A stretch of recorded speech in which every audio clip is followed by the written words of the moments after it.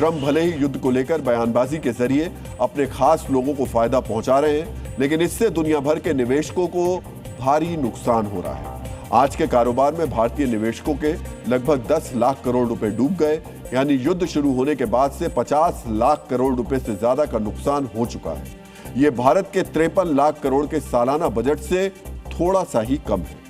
DNA मित्रों, कल बाजार बंद होने की वजह से आज ही वित्तीय वर्ष 2025-26 का आखिरी दिन था। इस पूरे वित्त वर्ष के दौरान सेंसेक्स में 5% से ज्यादा और निफ्टी में 3.5% की गिरावट आई। अगर युद्ध नहीं होता तो निवेशकों को यह नुकसान नहीं उठाना पड़ता। सिर्फ युद्ध के दौरान सेंसेक्स में 10% से ज्यादा की गिरावट आई है, यानी अगर युद्ध नहीं होता तो निवेशक मुनाफे में रहते। मित्रों, युद्ध की शुरुआत के बाद से विदेशी निवेशकों ने भारतीय बाजार से 12 अरब डॉलर यानी मौजूदा भाव के हिसाब से लगभग 1,15,000 करोड़ रुपए निकाल लिए हैं।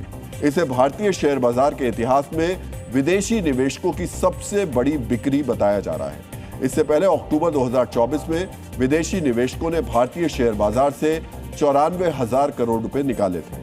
विदेशी निवेशक जहां बाजार से निकल रहे हैं, वहीं घरेलू निवेशक मजबूती के साथ खड़े हैं। घरेलू निवेशकों ने पिछले हफ्ते करीब 27,000 करोड़ रुपए की खरीदारी की। अगर घरेलू निवेशक ढाल बनकर खड़े नहीं होते तो बाजार की गिरावट और भी डरावनी हो सकती थी।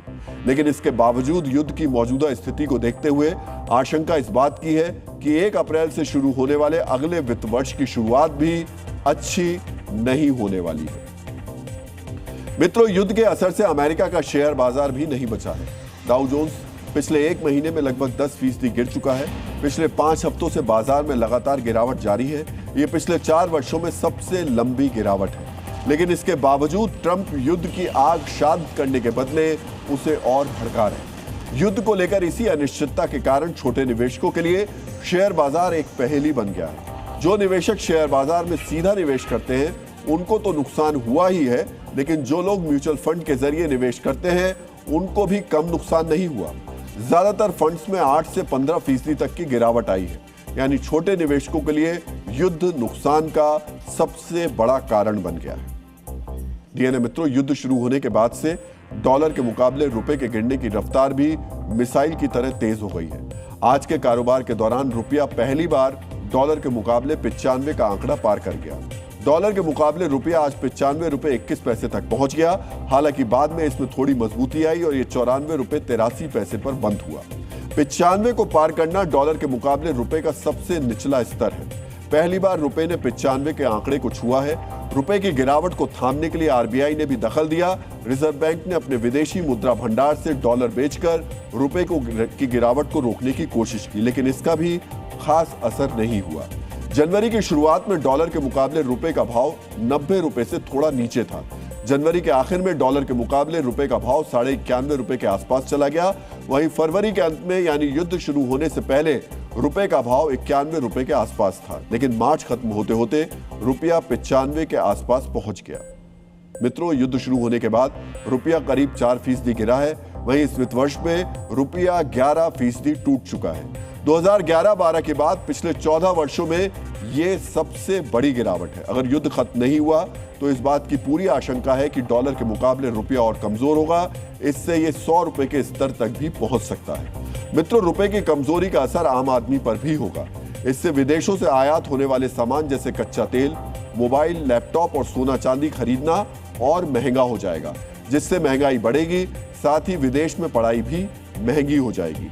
मित्रों, रुपए की कमजोरी भी इस युद्ध से जुड़ी हुई है। भारत अपनी आवश्यकता का 85 से ज्यादा फीसदी कच्चा तेल आयात करता है। इसके लिए डॉलर में पेमेंट करना पड़ता है। तेल महंगा होने से डॉलर की मांग में बढ़ोतरी हुई है और रुपया कमजोर हो गया है। दुनिया भर में जारी अनिश्चितता और युद्ध के डर से विदेशी निवेशक भारत से अपना पैसा निकालकर अमेरिकी बॉन्ड्स में लगा रहे हैं। इससे भी रुपए पर दबाव बहुत बढ़ गया है।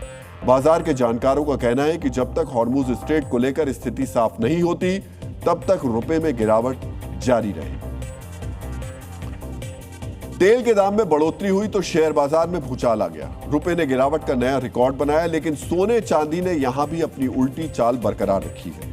युद्ध की वजह से जो सोना चांदी ईरान युद्ध के दौरान अब तक के ट्रेंड के उलट लगातार गिर रहे थे, उसमें आज तेजी आ गई। सर्राफा बाजार में सोना लगभग 4,000 बढ़कर 1,47,000 रुपए पर पहुंच गया है। वहीं 1 किलो चांदी की कीमत 8,000 रुपए बढ़कर 2,30,000 पर पहुंच गई। मल्टी कमोडिटी एक्सचेंज में भी सोने चांदी के भाव में तेजी तो है, लेकिन सर्राफा बाजार की तुलना में कम है।